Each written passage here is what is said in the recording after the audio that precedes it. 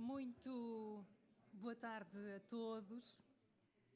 Celebramos hoje uma lição de celebração. A lição de vida que Jaime Quezado nos dá com o ensaio comemorativo dos 20 anos do seu primeiro livro, mas sobretudo com o propósito, com confiança, para usar as suas próprias palavras, que são, no fundo, um manifesto de vida, com que percorreu o seu trajeto que, como diz, e mais uma vez para usar as suas palavras, é um compromisso entre a vontade e a circunstância. Compromisso esse que neste ensaio que hoje conhecemos vem relatado na primeira pessoa como um testemunho de vida e uma partilha de um modelo de sociedade em que acredita e perante o qual está ao dispor incondicionavelmente e tantas vezes mesmo que a contraciclo. Na senda do filósofo germano-coreano Byung-Chul Han, tomamos conhecimento de tudo sem chegarmos a conclusões. Viajamos para toda a parte sem adquirirmos experiência. Comunicamos ininterruptamente sem participarmos numa comunidade. Armazenamos grandes quantidades de dados sem perseguirmos recordações. E pior, acumulamos amigos e seguidores sem nos encontrarmos verdadeiramente uns com os outros.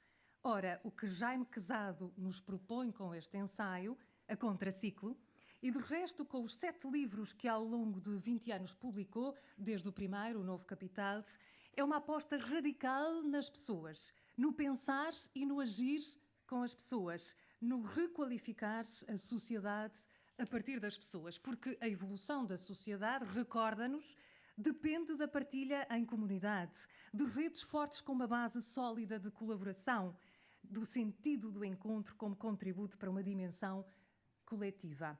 O autor que temos à nossa frente é um homem que descreve a evolução da sociedade à medida que ele próprio evolui como pessoa. Um homem desconcertantemente movido pelo futuro, porque afinal, o futuro, como ele próprio diz, é para onde temos que conseguir ir.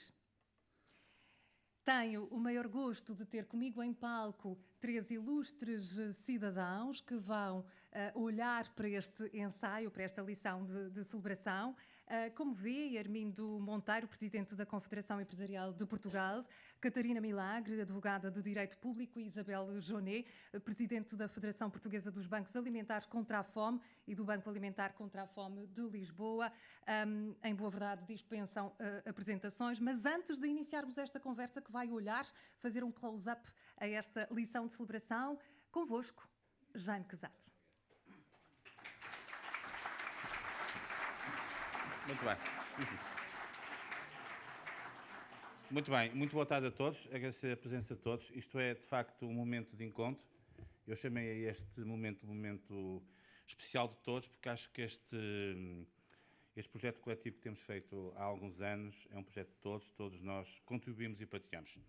Agradecer, antes de mais, também à Paula, a disponibilidade para moderar esta sessão. Ela já o fez também há um ano, numa sessão em que eu apresentei o último ensaio, aqui também nesta sala, por acaso, Ironias do Destino.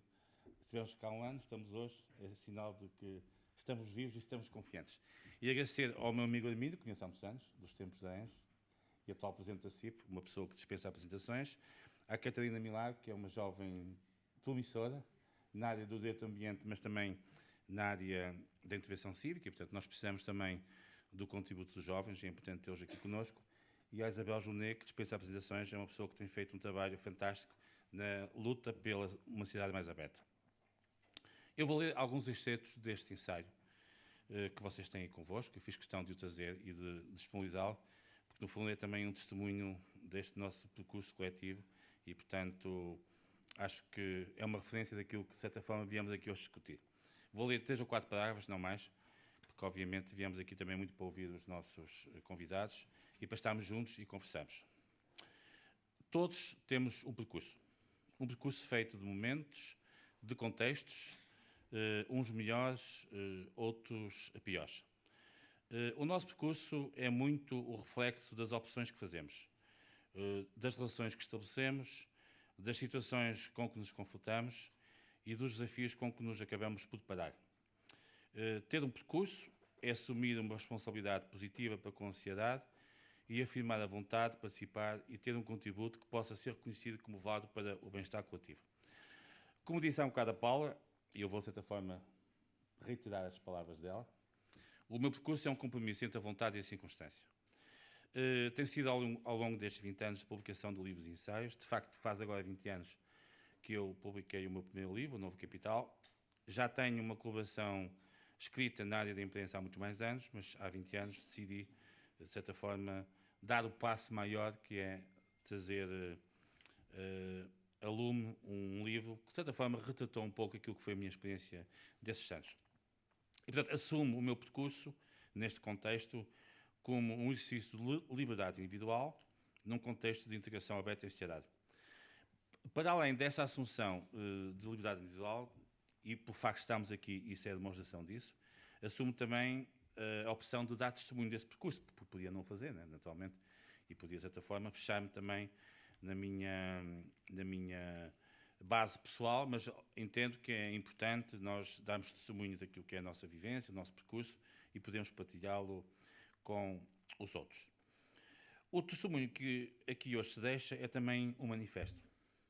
E eu gostava que isso também ficasse claro. Ou seja, ao longo destes 20 anos, e na sequência do caminho que eu há um bocado dei nota, tenho tentado dar contributo, através de projetos em que tenho estado envolvido, de funções que tenho desempenhado, para estas áreas ligadas à inovação, ao conhecimento. Portanto, tem sido um bocado a minha marca, a minha referência.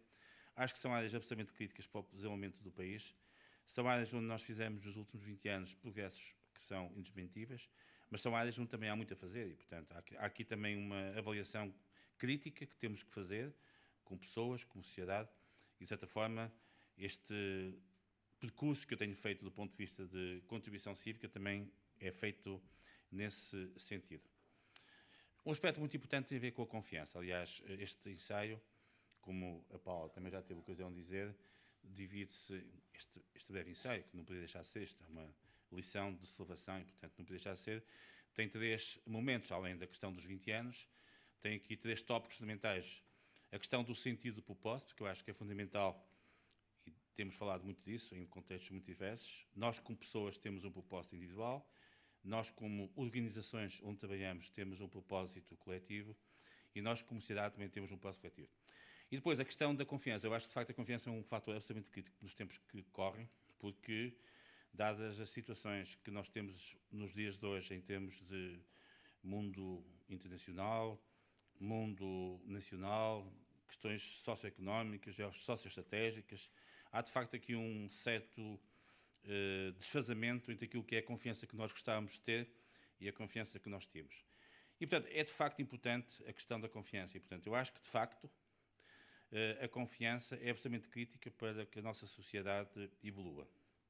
Portanto, num tempo complexo como aquele que vivemos, em que a incerteza torna o dia-a-dia das pessoas e das organizações um exercício de permanente antecipação do que poderá vir a acontecer. Há 20 anos, as coisas não eram tão incertas e complexas como são hoje. Acho que todos nós somos mais ou menos claros nessa matéria. Não é só a questão da inteligência artificial, é também, de facto, toda a dimensão geoestratégica em que o mundo se tornou e que veio tornar tudo muito mais complicado. E, portanto, uma das linhas de ação que eu tenho procurado neste exercício para ti, a procurar desenvolver, é muito a questão das redes. Isto que está aqui hoje é um exemplo de redes. Portanto, no fundo, é juntar pessoas, juntar organizações, quando assim se torna, e fazer com que, através das redes, nós conseguimos cooperar e colaborar mais forte. Eu acredito muito no papel das redes. Acho, inclusive, que nos tempos que correm, nos tempos em que o digital e a inteligência artificial passaram a ditar muito a forma como nós nos organizamos em sociedade e em comunidade, quem não tiver rede e não tiver a capacidade de construir redes em comunidade, redes colaborativas do ponto de vista profissional, dificilmente terá sucesso. Porque, de facto, as coisas complicaram-se muito e essa é a nova regra que nós temos. E, portanto, acho que, de facto, é fundamental nós termos redes. Não podem ser, na minha opinião, qualquer tipo de redes. Tem que ser redes que acrescentem valor, redes que sejam capazes de introduzir um capital de confiança naqueles que fazem parte delas e, sobretudo, redes que introduzam uma dimensão global. Portanto, nós somos um país pequeno, somos um país, como dizia o nosso poeta, à beira-mar plantado, e, de facto, nós temos muito que apostar muito nas redes globais, porque é esse o caminho que está a acontecer e é aí que nós temos que jogar a nossa capacidade de sobrevivência.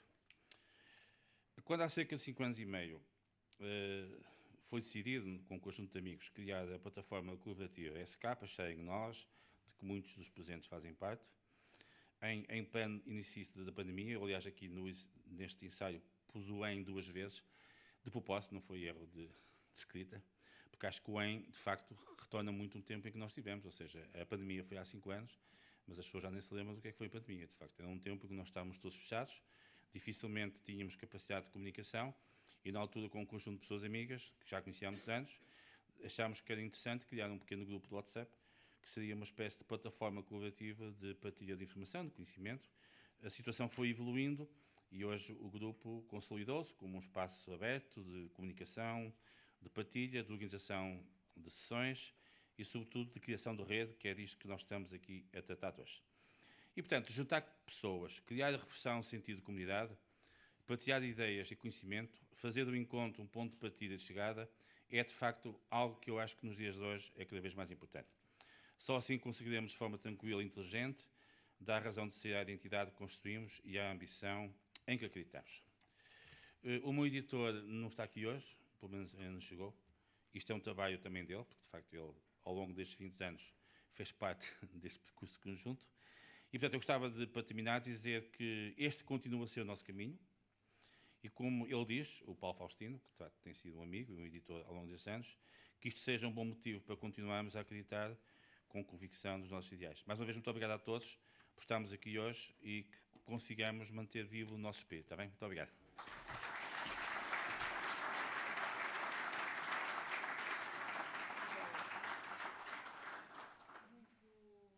Muito obrigada, Jaime. Penso que agora já está. Muito obrigada pela sua intervenção e pela sua lição. Bem-aja por este compromisso individual que tem sempre implícita uma ideia de comunidade e de compromisso coletivo. Vamos agora, em conjunto, olhar para esta lição de celebração com a qual o Jaime hoje nos brinda a todos. E começo pela Isabel Jonet, partindo aqui desta ideia de que o propósito com confiança, e de resto é o título que o Jaime nos coloca aqui em cima da mesa hoje, em nome de um compromisso firme com o futuro, exige que saibamos cruzar o papel das instituições, desde logo as instituições da economia não lucrativa, com a responsabilidade individual e com a dimensão coletiva. É, de resto, através desta boa síntese que eu olho para a atuação do Banco Alimentar. Da sua larguíssima experiência, como é que considera ser possível fazermos a evolução de uma lógica de ajuda emergencial? Sei que no banco todos os dias se confrontam com este desafio de é uma ajuda necessária, mas provisória. Portanto, como é que é possível fazer a evolução desta abordagem emergencial para um sentido de comunidade com um forte compromisso com o futuro? Bom, então, começava por cumprimentar todos os presentes, estes os meus colegas de painel que conheço e, em particular, o Jaime Quezado. E o Jaime é uma pessoa que vive com um propósito bem definido, conhece bem o papel que a confiança representa na sociedade e na economia, mas o Jaime junta pessoas, difunde conhecimento, cria redes, constrói pontos e tem uma capacidade de comunicar, informar e de formar que é incrível. Até a forma como ele decidiu partilhar esta lição de celebração. Podia ter lido tudo, mas não. Leu bocadinhos e digo, agora vão para casa ler o resto. E isto é espetacular, porque tenho a certeza que a maior parte de nós, com vidas ocupadas, estava à espera de descansar sobre a lição de sapiência que o Jaime não deu, mas que espera que nós tenhamos criado o apetite para a ler. Eu, por acaso, já tinha tido a sorte de ler, porque o Jaime prepara tudo muito bem e a Paula, ainda melhor, fez-nos chegar a lição antes para que pudéssemos debater. E, portanto, tenho muita honra em estar aqui neste painel e neste dia que junta tantas pessoas e que junta pessoas presentes e pessoas físicas. Eu estou há 33 anos no Banco Alimentar e já vi tudo. Ou acho que quase tudo. E tenho assistido a uma mudança nas mentalidades, nas percepções, na expectativa, na esperança. Há muitos desafios e muitas oportunidades. Há hoje uma maior sensibilidade para os temas da inclusão social e da pobreza, das desigualdades, do voluntariado, da participação cívica. E isso é incontestável. Há muitas empresas empenhadas no tema da sustentabilidade, uma evolução daquilo que se designava por responsabilidade social, designação que eu preferia, pois significava maior comprometimento, mas talvez não acomodasse a questão ambiental. Já São Paulo dizia que pobres há e sempre os haverá. E, portanto, o tema é como é que vamos lidar com esta realidade. Portugal é um país com uma elevada taxa de pobreza, diria até que Portugal é um país pobre. Quase 20% da população está em risco de pobreza ou de exclusão social. E é um dos países da União, a 27, com maior proporção da população a viver em vulnerabilidade social e económica. Eu lido com isto todos os dias há 33 anos. E todas as vezes que eu falar em público, vou dizer que há ainda pessoas em Portugal que vivem com pensões de 200 euros e há 1 milhão de pessoas que vivem com menos de 250 euros por mês, todos os meses, e cerca de 2 milhões de pessoas que vivem com menos de 500 euros por mês. E não são todos idosos. Muitos são idosos, mas muitos são famílias que têm crianças. Ora, não se pode ignorar esta necessidade de apoio, mas é preciso gerar riqueza, que, em meu entender, é a única forma de combater a pobreza.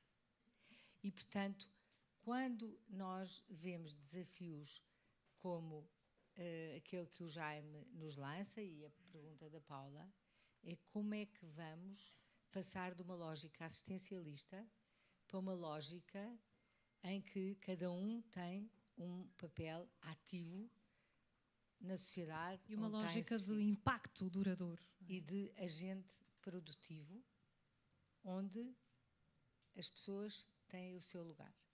Mesmo antes de vir para aqui, participei num debate sobre imigração, onde estava o Ministro da Presidência, e há uma percepção errada daquilo que é a realidade da imigração. E quando se conhecem estes temas, vemos que aquilo que se vê, que se diz na televisão, não tem nada a ver com a realidade. Há ainda um saldo migratório que não é aquele que as pessoas pensam. Saem muitos portugueses, entram muitos imigrantes, as qualificações é que são distintas. E, portanto, se nós precisamos destes imigrantes, temos que os acomodar, temos que os acolher. E temos que conseguir que não se tornem pessoas a viver mal e incentivados a ter uma economia paralela que é hoje fortíssima no nosso país. Porque isto empobrece o nosso país.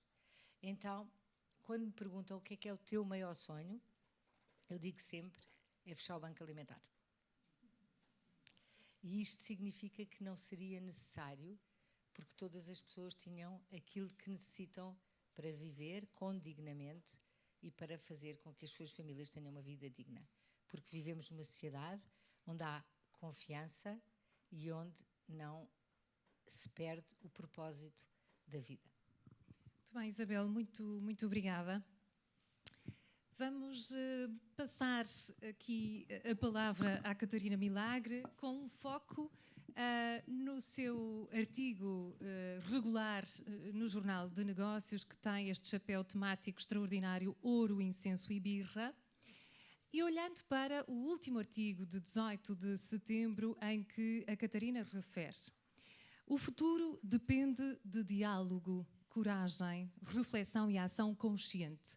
É preciso quebrar o silêncio, ensinar as crianças, os jovens, até os adultos, a questionar, a debater, a expressar a opinião com base no conhecimento e na empatia, e é preciso que isso comece em casa, à mesa. Sabemos que os valores e a educação familiar são a primeiríssima escola de um sentimento de responsabilidade coletiva, também de uma cultura cívica de que a Isabelle bem falava. Como é que, do seu ponto de vista, Catarina, considera que este ambiente fundacional que trazemos da nossa casa, sentados à mesa, se deve articular com os vários outros ambientes que também são construtores de uma cultura de responsabilidade cívica, sobretudo nesta sociedade em que todos andamos, tão virtual, tão veloz, tão polarizada, tão carregada de birras, mais do que de ouro e incenso? Eu até ia acrescentar, tão atarefada. Andamos sempre todos muito atarefados no dia a dia. Antes de mais, o meu agradecimento ao Jaime por me ter convidado para estar neste painel, aos meus colegas também, que admiro muito e que, sendo eu a mais nova deste painel, os sigo a todos atenciosamente já há muitos anos. Aliás, recordo-me, estava a falar com a minha mãe, que também está na plateia hoje, que teve tempo de vir, recordava com a minha mãe que me lembrava da Isabel de algumas intervenções que fez. Há muitos anos atrás, ainda estava eu no início da faculdade, quando a Troika por aqui entrou. Foi o primeiro confronto que eu tive com uma realidade distinta daquela com a qual eu cresci. Esta pergunta é extraordinária, a Paula realmente, enfim, fez-nos um guião extraordinário com o qual nós tivemos que pensar, pensar e pensar. Esta pergunta invoca respostas muito diferentes, mas eu acho que vão todas dar talvez a um sítio em comum, que é, eu acredito que realmente a educação para os valores vem da nossa casa.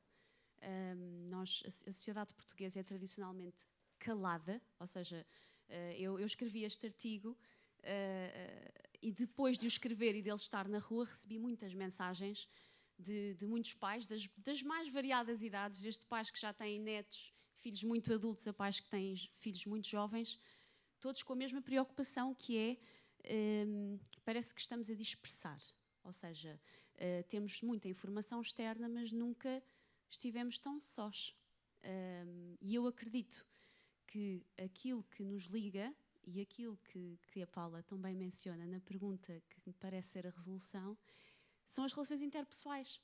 Ou seja, sem dúvida nenhuma que as relações interpessoais são o que nos dá vida, é o que nos faz sair à rua, é o que nos faz ter um propósito. Muito do que nós fazemos é com e pelos outros. Muitas vezes nós não nos apercebemos, mas é.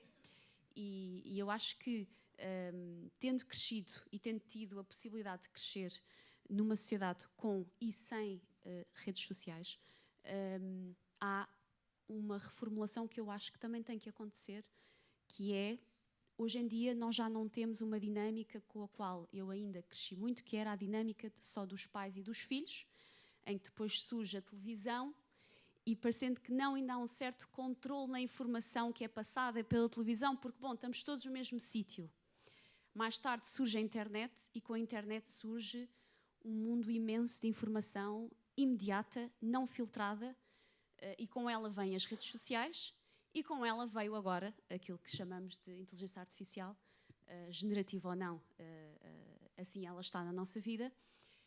E eu, quando escrevi este artigo, escrevi um bocadinho com a finalidade de fazer um apelo.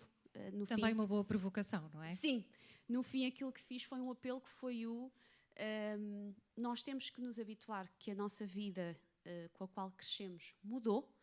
Os nossos filhos têm acesso a conhecimento que não é filtrado e não é muitas vezes verídico nem verificado, e se nós conseguirmos repensar a relação familiar que temos em casa e incluir e aceitar que estas plataformas fazem parte da vida de todos nós, será mais fácil diminuir a apatia dos jovens, porque aquilo que eu noto muito fora do movimento dos jornais para os quais escrevo e também fora da advocacia, é que há uma apatia nos jovens, há uma paralisação.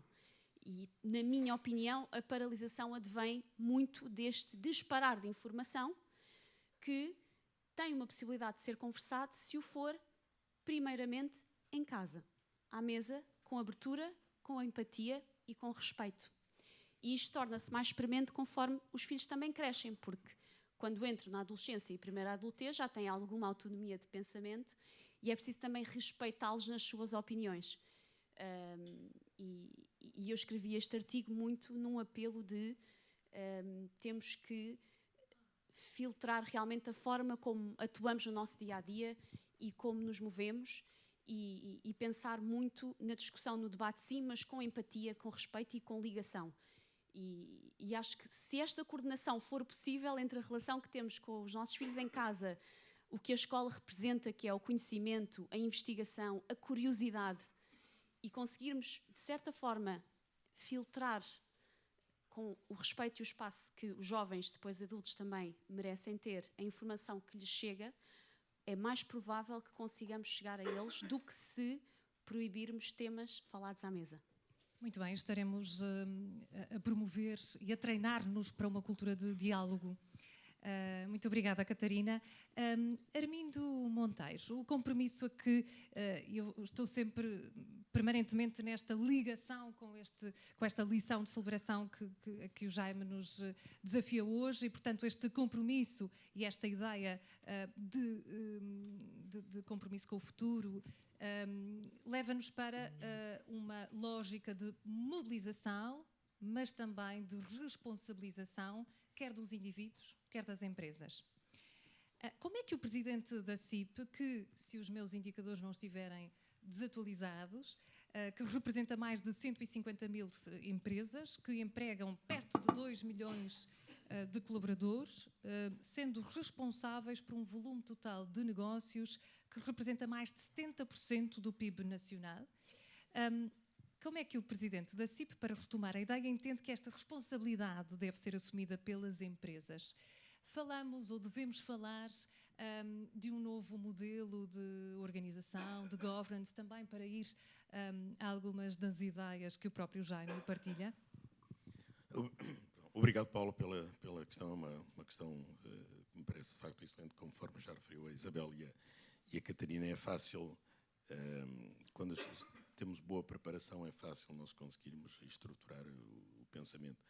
Quero naturalmente cumprimentar e agradecer o privilégio de estar aqui em tão boa companhia, cumprimentar todos e dizer ao Jaime que ele não sabe em que é que se meteu, porque eu tenho muita informação para dar, era capaz de estar aqui 2 horas a falar do Jaime. O propósito hoje não é esse, mas ainda assim gostava de dizer... Temos uma surpresa no fim, temos o tempo mais ou menos contado, não é, Jaime? Eu gostava de dizer o seguinte: na década de 80, no final da década de 80, um grupo de jovens, e estou à vontade para dizer porque eu não estava nesse grupo original, criou esta ideia tão simples como despede-te e cria o teu próprio emprego.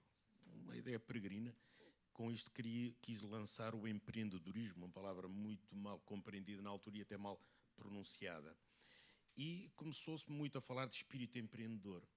O Jaime foi o primeiro a dizer que isso não bastava, porque o espírito empreendedor, a vontade, é fundamental, é condição base, mas não chega. Precisamos de um conjunto, um ecossistema de ideias, de financiamento, de investigação, de mercado, enfim. E este espírito que o Jaime começou, ainda não o perdeu, esta vontade.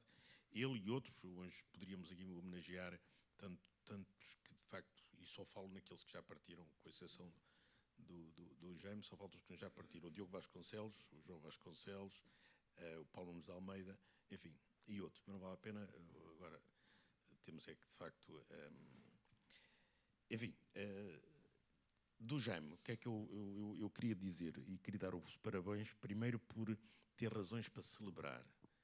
Porque o Jaime tem muitas razões para celebrar. E depois a segunda é ter vontade de o fazer. Porque por vezes isto também nos faz falta. É que temos razões, mas até nem queremos fazer. Até temos algum egoísmo e não queremos partilhar isso. Portanto, esta vontade de celebrar, Jaime, quero dar os parabéns. E por este momento de encontro, estava agora a consultar o Sharing Knowledge em 1023.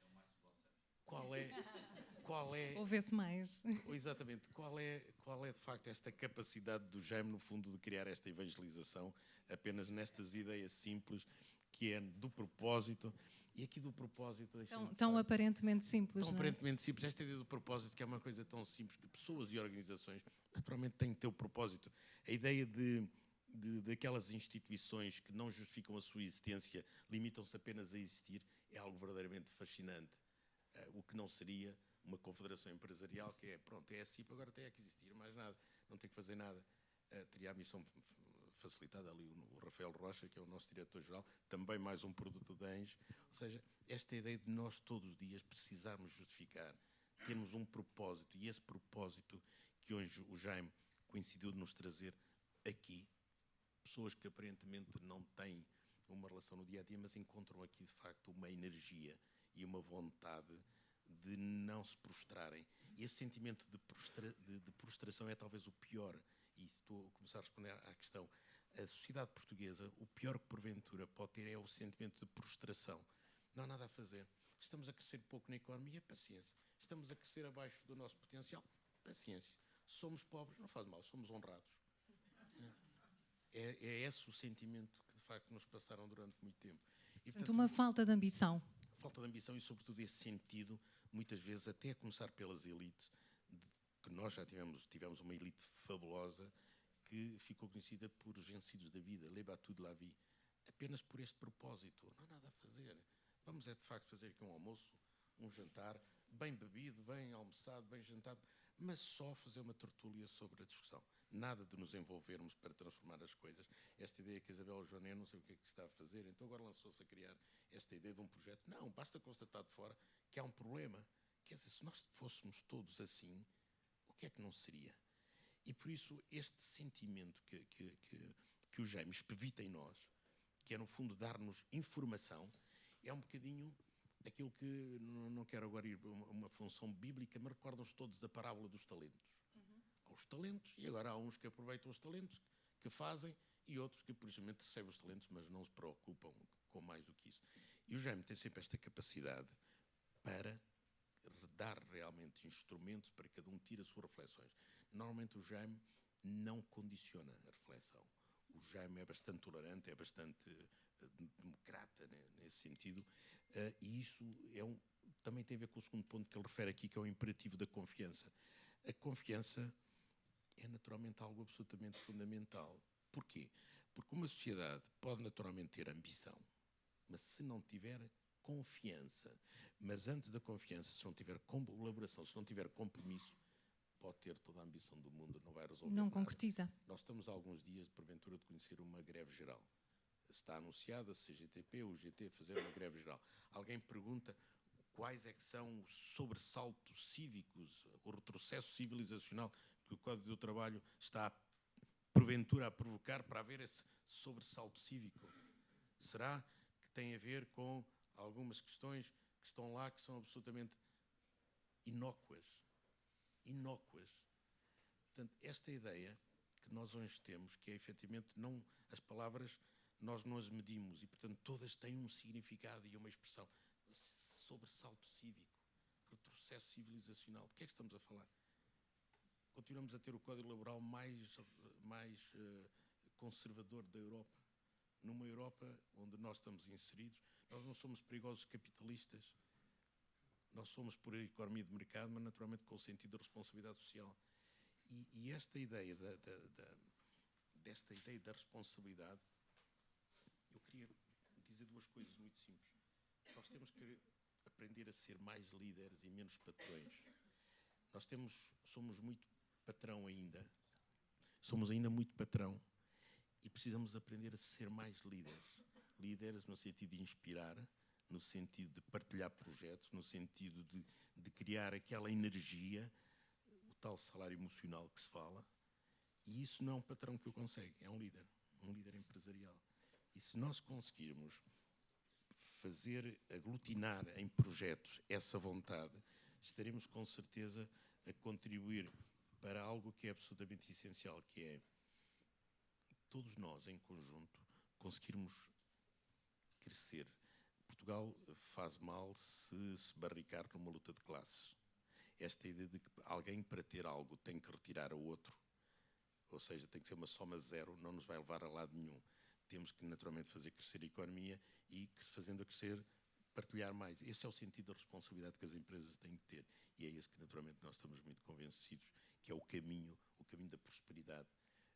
E o caminho da prosperidade que às vezes nós, e termino só com isto, sinto que estou longo, mas este ponto, que é a democracia só nos serve quando nos dá prosperidade. quase que temos esta ideia, quase que é sedutor termos pequenos ditadores. Desde que a democracia só serve para prosperidade. Se a prosperidade, se não houver crescimento económico, então não queremos a democracia. E, portanto, precisamos de não pôr tudo ao mesmo nível, não pôr tudo no mesmo plano, mas, de facto, separar aquilo que são valores fortes daqueles que só são alguns irritantes. Muito bem. Quer o Armindo, quer a Catarina, a partir dos seus chapéus disciplinares, digamos assim, os gestores, a advogada, já tocaram aqui num ponto ou outro que me levam à pergunta que abre aqui a nossa segunda ronda com a Isabel, e o que lhe peço é, na qualidade de economista e à luz também, naturalmente, da sua liderança de tantos e tantos anos do Banco Alimentar, como é que concilia uma visão de eficiência económica com a de eu tenho solidariedade comunitária, mas há pouco falou com uma tónica, com uma ênfase posta de novo no termo de responsabilidade social, numa sociedade que tem, e por que não chamar aqui 3 fatores muito concretos: tem falta de filhos, tem envelhecimento da população, tem um abandono dos idosos atroz, e são fatores que exprimem, e talvez chamar aqui neste ponto palavras do Papa Francisco, que tudo parece acabar em nós, nos nossos interesses individuais, o que empobrece inclusive é o próprio conceito de família. E voltamos à família, Catarina. Bom, então, quando a Paula nos mandou estas perguntas, foi ótimo, porque tivemos tempo, eu tive tempo para pensar e até para depois encurtar, porque penso que vai haver algumas perguntas e temos que ter tempo para as perguntas. Hoje são muitos os desafios. E eu tenho 5 filhos, já tenho 7 netos, mas tenho um grande potencial, porque ainda só tenho 2 filhos com filhos. A minha mãe tem 56 bisnetos. Tem 93 anos e tem uma família grande. Portanto, este tema dos poucos filhos na minha família não se coloca, e a minha mãe, com 93 anos, continua a reunir toda a família que quer ir todos os domingos a almoçar. Então, este tema da família e dos valores, que informa muito do que dissemos aqui, hoje é muito ameaçado pelas redes sociais. E é muito ameaçado pelo receio de estarmos a perder alguma coisa. Podemos estar a perder alguma coisa que nos escape do bolso, que está a tremer. E se calhar não pensamos que estamos a perder alguma coisa pelo filho ou pelo primo que está sentado ao nosso lado e que tem coisas para dizer ou até expectativas para partilhar. E são muitos os desafios que o momento presente nos coloca, mas também são muitas as incertezas e as inseguranças. E eu vejo pelos jovens, e trabalho com muitos jovens, para terem uma noção, uma campanha do Banco Alimentar junta 40 mil pessoas, todas com a mesma camisola, e destas pessoas 80% são jovens. E eu falo com muitos. E têm muitas inseguranças, apesar de achar que são seguros, deles próprios acharem que são seguros e que sabem tudo. Mas depois vê-se que há uma insegurança do desconhecido. E, portanto, eu penso que a esperança, que é algo que muitas vezes não se fala, deve nortear a nossa vida como um farol. E não se pode perder a esperança. Nunca. E esta esperança tem que ser um dos valores que é também essencial para a gestão e para as famílias, porque é sinónimo de confiança, de fé, de possibilidade. Não se pode perder aquilo que nos pode fazer levar mais além, que nos pode fazer sonhar. A esperança que o Jaime partilha quando manda inspiração. E quando manda imagens bonitas do Douro, do Alentejo ou de Lisboa. Há alguma esperança, alguma rede que se quer formar sem que haja uma decisão, mas que há uma partilha de algo que é mais do que nós.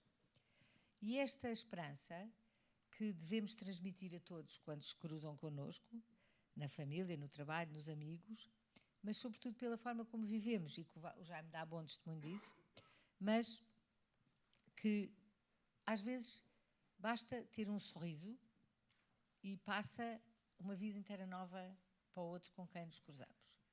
Se estivermos mergulhados nos telemóveis, não podemos sorrir. Uma vez fiz com os meus filhos uma aposta, um concurso, em que todos tínhamos, quando entrávamos nos elevadores, dizer bom dia. E 2 dos meus filhos disseram: "Oh mãe, a mãe não faça isso, porque vão dizer, olha esta velha maluca."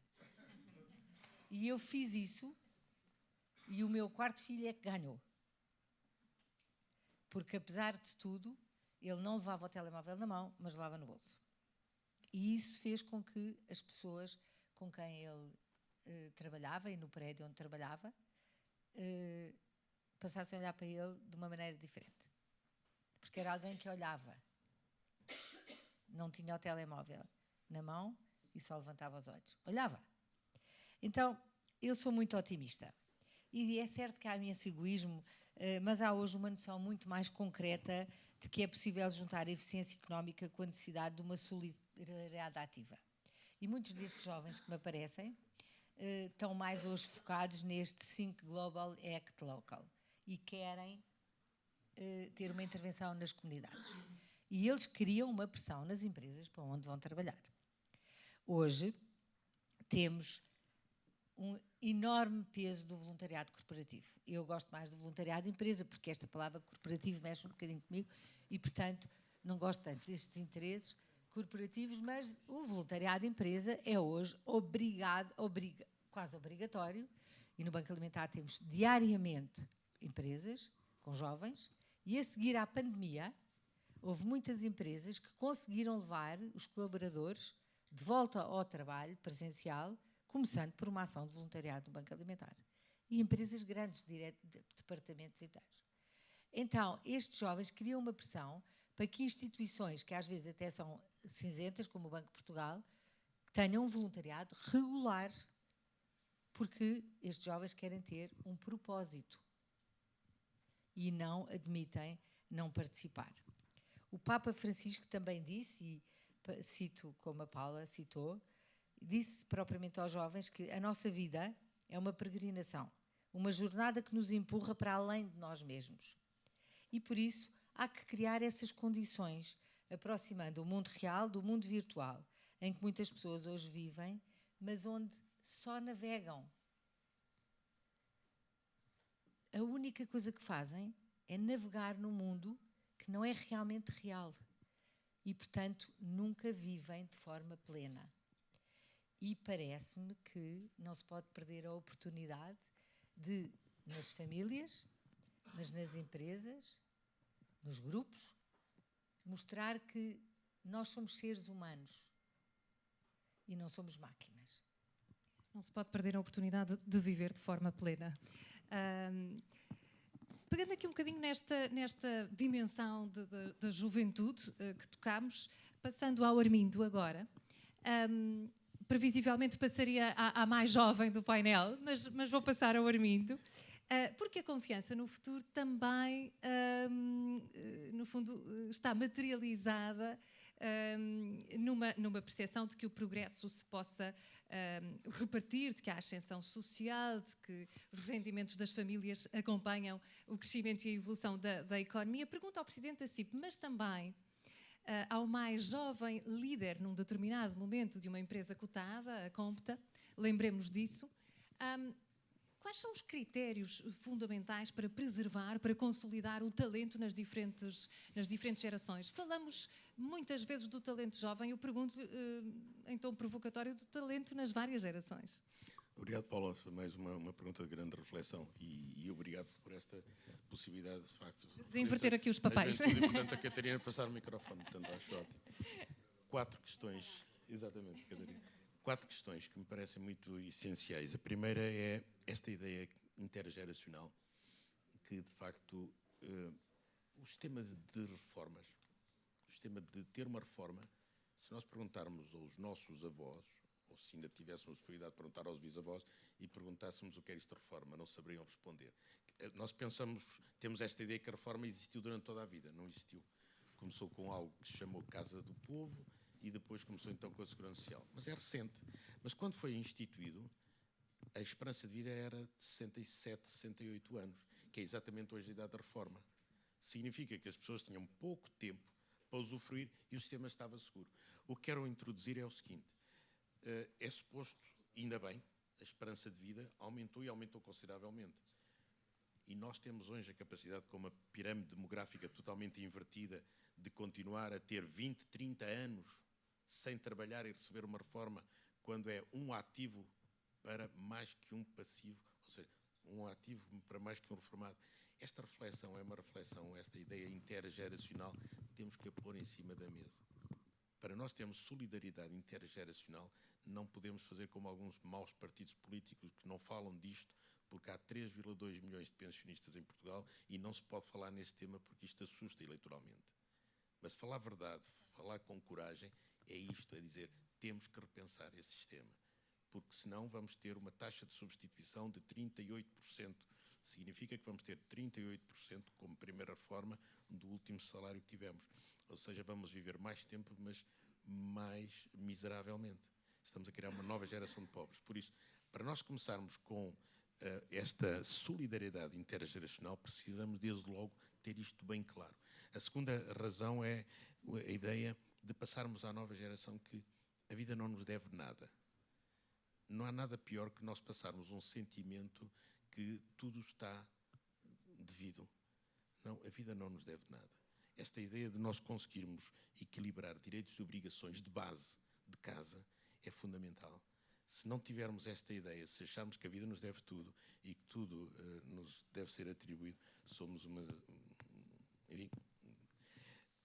A terceira questão é a geração que nos antecedeu, porventura, se calhar tinha a centralidade do trabalho na vida de uma forma maior. Não tem que ser assim. Efetivamente, nós não temos que viver para trabalhar, mas também não podemos esquecer que precisamos trabalhar para viver.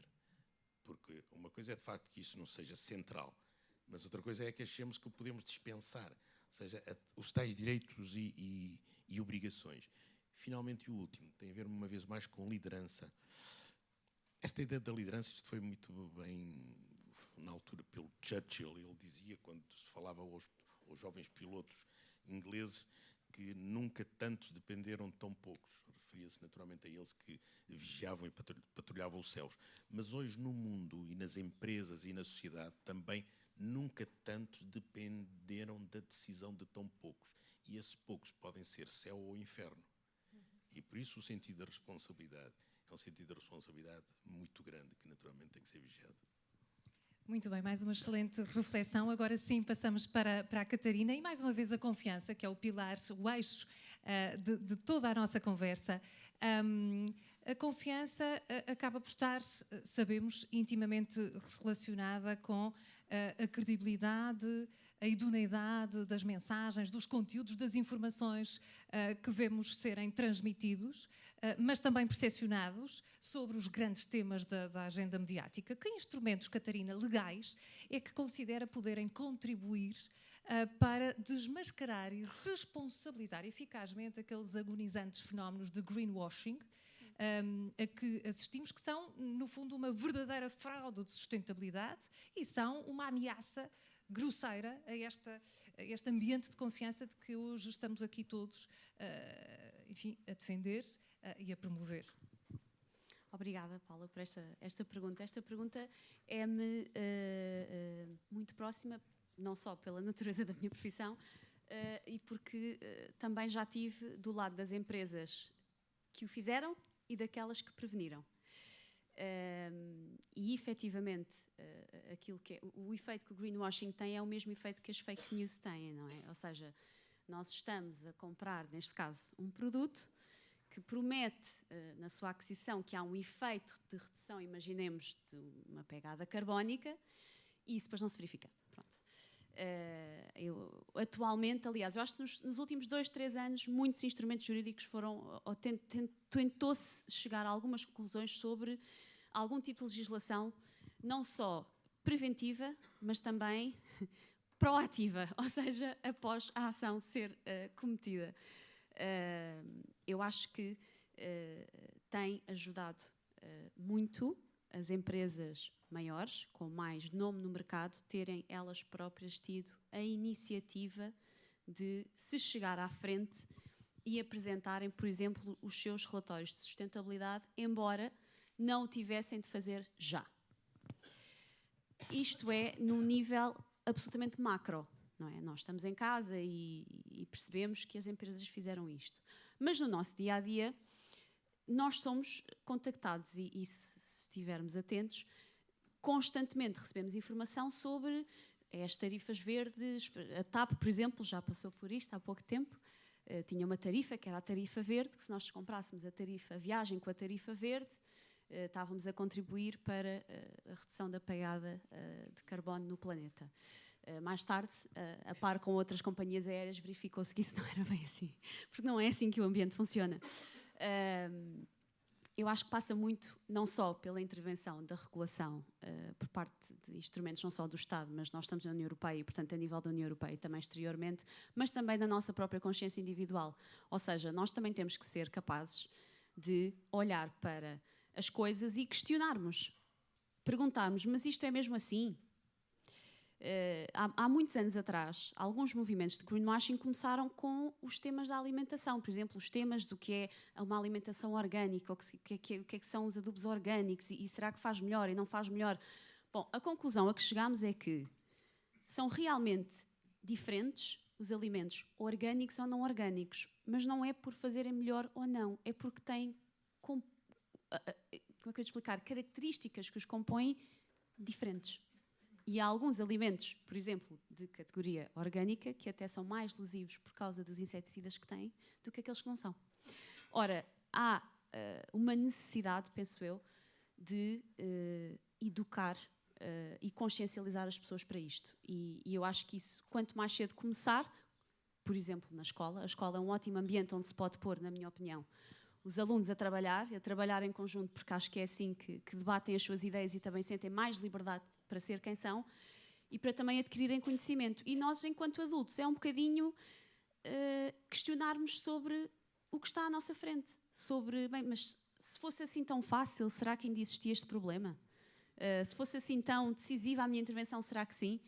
Portanto, eu acho que há muitos instrumentos jurídicos, sim, já são preventivos e alguns proativos, já há algumas decisões de tribunais muito penalizadoras para as empresas, mas acho que, sem dúvida, que as empresas serão quem irá liderar este movimento, digamos. Catarina, muito obrigada. Aproximamos-nos do final e agora para uma última ronda um pouco mais curta. De novo desafiar aqui a Isabel para o papel efetivo dos empreendedores sociais. Permita-me introduzir este termo porque provavelmente é o que efetivamente a Isabel é. Qual é que considera ser de facto este papel para a reconstrução da confiança em sociedade, numa sociedade que, como sabemos, é permanentemente ameaçada, mais uma vez, para usar a palavra, abalada por ambientes de crise, de incerteza, de imprevisibilidade, enfim, pandemia, guerra, crises economicistas, inflacionistas, enfim, e vários outros fatores que poderíamos colocar em cima da mesa? Eu acredito imenso no empreendedorismo e na capacidade individual de mudar, mas reconheço que em Portugal há muita aversão ao risco e à iniciativa individual. As pessoas têm medo. Mas têm medo porque não fomos, como sociedade, educados para o falhanço. E quem arrisca, às vezes, não petisca. Acho que na escola devem-se ensinar, na escola e nas famílias, deve-se criar esta noção de que não temos que depender do Estado, nem temos que depender dos outros. Que temos que acreditar em nós próprios e nesta capacidade de mudar coisas. E acho que, apesar de tudo, e de tanto que se ensina nas escolas, nas universidades, não há esta capacidade de gerar esta noção do empreendedorismo e toma conta da tua própria vida. Todos nós, em várias fases da nossa vida estamos à espera que o Estado resolva. Alguém há de resolver. E, portanto, isto faz com que nós sejamos uma sociedade de investidores e de empreendedores muito mais fraca, porque temos a certeza de que alguém vai resolver. A intervenção social hoje assenta muito em novas tecnologias e permite aumentar a eficiência, libertar recursos, mas nesta área da intervenção social, manter o amor na assistência aos mais frágeis e vulneráveis. Durante muito tempo, a assistência social em Portugal foi feita por freiras, por padres e por pessoas ligadas a ordens consagradas que faziam isto com amor despojado sem precisar de salário. Isso mudou completamente. Eu, há 20 anos, em 2004, há 21 anos, criei uma instituição filha do Banco Alimentar chamada Entreajuda, com um modelo novo, e fui convidada pelo board da Fundação Rockefeller para ir apresentar em Nova Iorque este modelo de intervenção social. E fui. E desde há 20 anos que tento levar este modelo para o setor social. E o que é que nós temos hoje? As instituições do setor social, que ajudam muitas pessoas muito frágeis, sabem que vão ter como certo 60% do seu orçamento que vem do Estado, porque é esse o modelo de funcionamento. E isto tira um incentivo até a poderem adotar soluções de gestão que as tornem mais eficientes e amolecem. E isto é que eu acho que não é admissível. Porque se nós exigirmos do setor social, que no fundo representa 5% do PIB, que vai cuidar de muitos de nós, por causa do aumento da esperança de vida, se exigirmos eficiência e eficácia, então tenho a certeza que se libertam recursos para aquilo que é preciso. Eu tenho conhecido neste setor pessoas fantásticas, têm ideias incríveis, mas que por vezes não conseguem implementar por falta de enquadramento ou de acompanhamento, mas também por receio. Ali na Entreajuda criámos uma espécie de creche de ideias e já ajudámos muitas iniciativas de jovens, mas só ajudamos até que possam voar sozinhos. Porque acreditamos que mesmo nos empreendedores sociais têm que acreditar neles próprios para gerar esta mudança que vai fazer com que este tecido social seja mais robusto e possa efetivamente contribuir para que Portugal possa ir além também nesta área, gerando pessoas que acreditam que são capazes de mudar todos os setores. O que é que nós vemos? Miúdos espetaculares, que têm ideias ótimas, querem ser empreendedores sociais e, de repente, não ganham o suficiente e têm que ir para as empresas privadas para poder casar ou para poder ter uma vida como sonharam, porque o setor social ainda nunca é considerado como algo que pode mesmo contribuir para a sociedade. E isso é pena, porque neste setor podem-se formar pessoas e pode ser um setor que é determinante não só para os mais frágeis, mas sobretudo para aqueles que muitas vezes não têm lugar numa economia normal. Muito bem, Isabel, uma nota de reflexão excelente que nos lança para cima da mesa a palavra risco, e eu juntaria a essa 2 outros palavrões, permitam-me dizer assim, para passar a palavra ao Armindo aqui nesta última ronda de perguntas.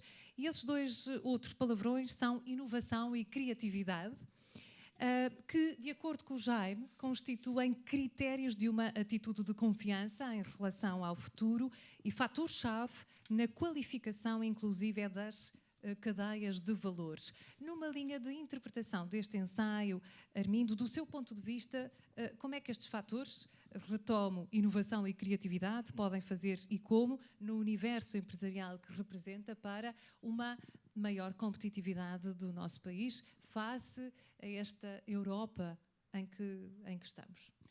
Bom, falando de fator-chave das cadeias de valor, eu creio que um dos principais polos em Portugal é substituirmos a esperteza pela inteligência. Porque nós precisamos, efetivamente, conseguir construir cadeias onde aquilo que seja o elemento fator de diferenciação é realmente o conhecimento. O que seria de um setor como, por exemplo, a saúde, e temos aqui excelentes representantes da saúde, sem conhecimento. O que seria de projetos de inteligência artificial sem conhecimento, sem universidade, sem investigação. Uma empresa é uma base de conhecimento. Qual é a diferenciação de uma empresa? É alguma esperteza negocial, desculpe retomar a palavra, ou é uma capacidade de criar valor acrescentado? É uma capacidade de facto, ver além, encontrar um conjunto de requisitos que fazem realmente a diferenciação. Portanto, esse ponto parece-me que é absolutamente importante. E está aqui um tema que também é muito caro ao nosso Jaime Quezado, que é a inteligência coletiva na sociedade aberta. Que é a inteligência coletiva que é, de facto, esta capacidade de nós todos vivermos numa sociedade aberta e partilharmos, colaborarmos. A inteligência coletiva é exatamente isso, é a ideia que a inteligência de todos é superior à soma das partes. E essa capacidade de nós, coletivamente, criarmos mais valor, isso só é possível numa sociedade aberta. Portanto, mesmo às vezes há aquela ideia de, bom, há alguns países que estão a ter uma taxa de crescimento maior que o nosso, infelizmente não tem uma democracia como a nossa, mas não faz mal, a economia está a crescer. Não faz mal. Faz mal. É importante que, como base, haja um sistema democrático, haja uma sociedade aberta e haja essa capacidade coletiva. E depois termos, de facto, esta ambição de futuro, esta ideia que a pobreza não é uma fatalidade, esta ideia que, de facto, podemos ousar ser mais prósperos e, com isso, não precisamos deixar de ter outras qualidades. E, por fim, algo que a Catarina também já aqui falou e a Isabel, nós transformamos muito o Deus Providência para um Estado de Providência. Não te preocupes que eu resolvo tudo. Esta ideia do Estado, nós sabemos que ele é omnipresente, mas que tem a capacidade de resolver o problema de tudo e de todos. Esta ideia de não te preocupes que eu estou aí para resolver, eu sou a rede, é importante que, de facto, haja essa capacidade do Estado ter a capacidade de oferecer aquilo que pode realmente oferecer e estimular os seus cidadãos a realmente serem empreendedores e terem a ideia de eu estou aqui para os que precisam. Não é como modo de vida assistencialista. Eu estou aqui para as necessidades e não estimular esta ideia como modo de vida. De dependência. Muito bem, Catarina, a última pergunta. Quais é que considera serem os indicadores, as métricas, os critérios, se quisermos, mais relevantes que possam constituir a prova de que estamos efetivamente a evoluir para uma sociedade mais sustentável, para usar mais um palavrão? Isto é uma pergunta muito complicada, porque os indicadores e as métricas não só depende de que parte da sustentabilidade estamos a falar. Eu, quando penso em sustentabilidade, como sou advogada, penso logo em tudo o que é jurídico, mas a verdade é que a sustentabilidade incorpora a sustentabilidade social, financeira, económica, mundial. Ou seja, a nossa sustentabilidade enquanto humanidade, os seus indicadores e as suas métricas estão mesmo à nossa frente. Ou seja, nós neste momento, se calhar do ponto de vista da sustentabilidade social, nunca passámos um período, eu pelo menos nunca passei um período porque tive a sorte de crescer em paz, no sentido de que tive uma infância pacífica. Vivemos um período muito conturbado. Há muitas guerras, as pessoas estão muito desavidas, estão muito zangadas.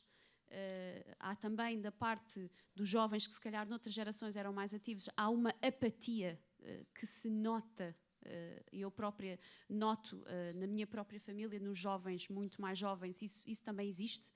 É preciso combater isso.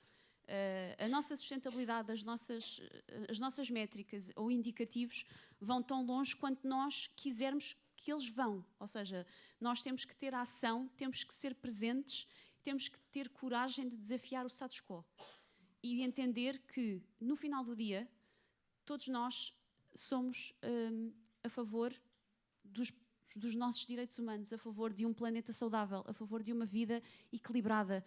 Temos muito mais em comum do que aquilo que julgamos no nosso dia-a-dia, porque estamos tão atarefados e há tantas coisas a acontecer que nos esquecemos que a nossa sustentabilidade, às vezes até emocional, depende muito do nosso esforço individual, não só de nos aprendermos a conhecer ao longo das várias fases da vida que passamos, mas também, em grupo, reconhecer o outro e ver o outro. E como a Isabel bem disse há bocado, às vezes dar um sorriso, ou como o Armindo disse, participar.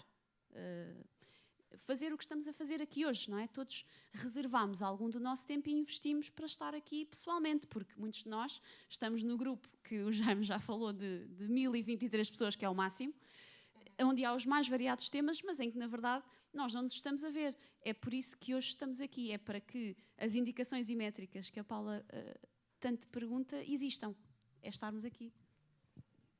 Muito obrigada, Catarina. E agora, muito rapidamente, para uma ronda finalíssima dos três, uma pergunta para uma resposta lacónica, mas muito assertiva, dos três, em 2 ou 3 palavras no máximo, perguntar-vos, e para uma nota aspiracional final, como é que consideram podermos equilibrar melhor esta responsabilidade que deve ser simultaneamente individual e coletiva para esta ideia de comunidade, este propósito com confiança com o qual o Jaime hoje a todos nos provoca, começando pelo Armindo.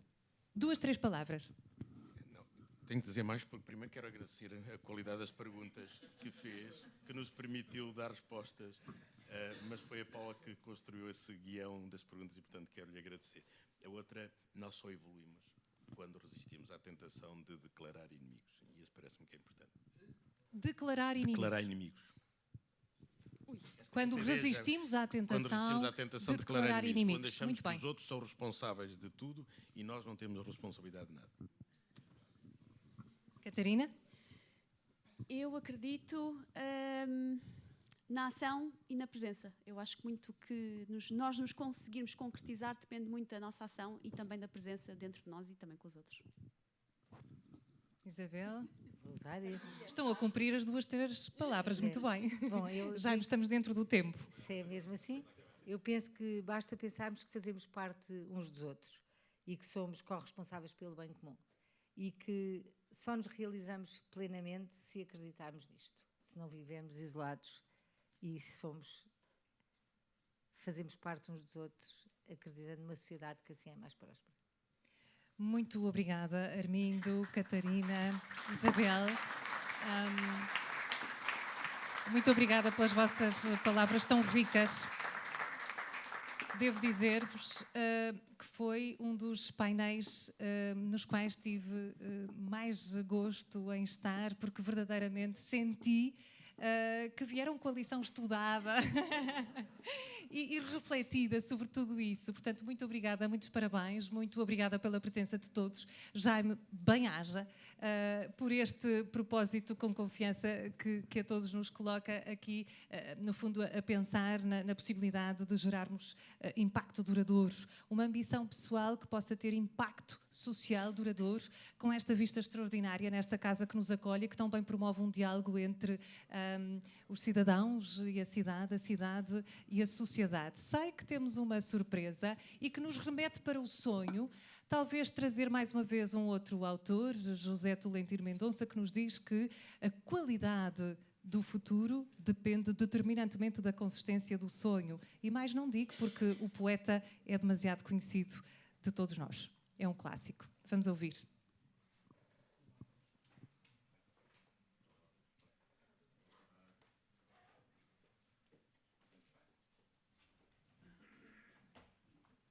Boa tarde a todos. Eu pedi ao Jaime para lhe dizer um poema. Eu gosto de dizer poemas e agradeço ao Jaime ter aceito essa circunstância, porque eu costumo oferecer-me para dizer esses poemas em muitas circunstâncias e normalmente levo um não. As pessoas não gostam da cultura, não é? Nós somos um país de poetas, temos poetas excepcionais e eu tenho até poemas para todas as circunstâncias.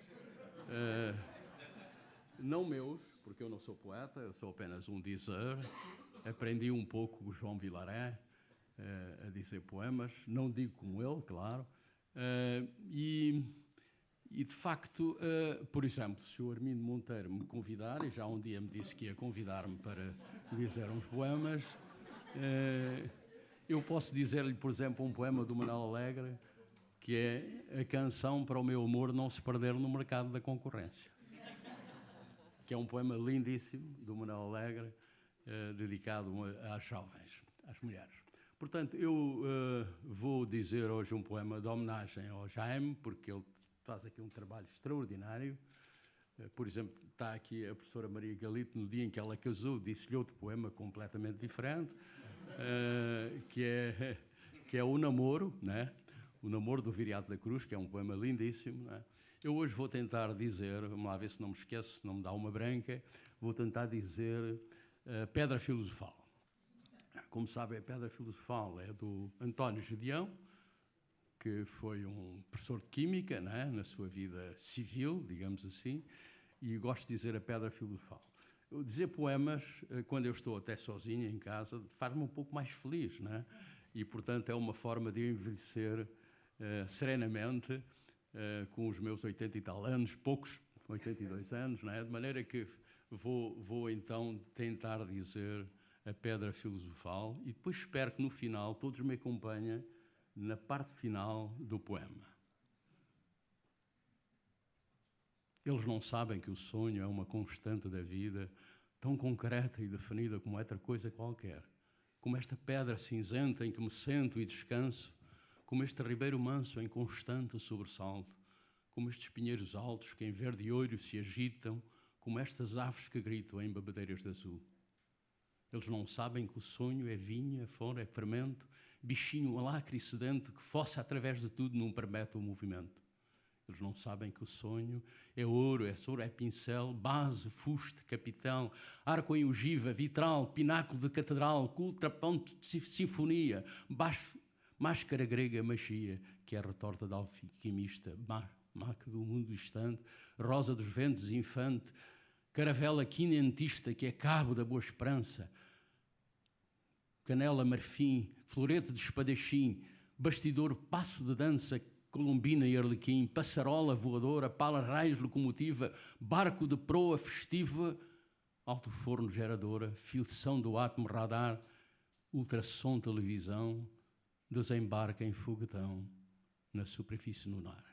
E agora todos. Eles não sabem nem sonham que o sonho comanda a vida e sempre que um homem sonha o mundo pula e avança como bola colorida entre as mãos de uma criança. Lai, lai, larai, lai, larai. Lai, lai, larai, lai, larai. Lai, lai, larai, lai, larai. Lai, lai, larai, lai, larai. Lai, lai, larai, lai, larai. Viva o Jaime!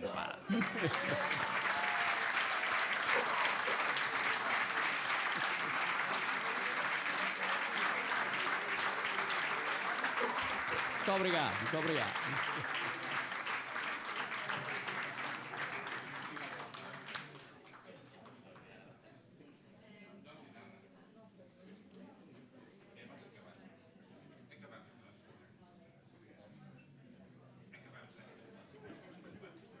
Não tenho palavras depois desta atuação. Muito obrigada, boa tarde a todos.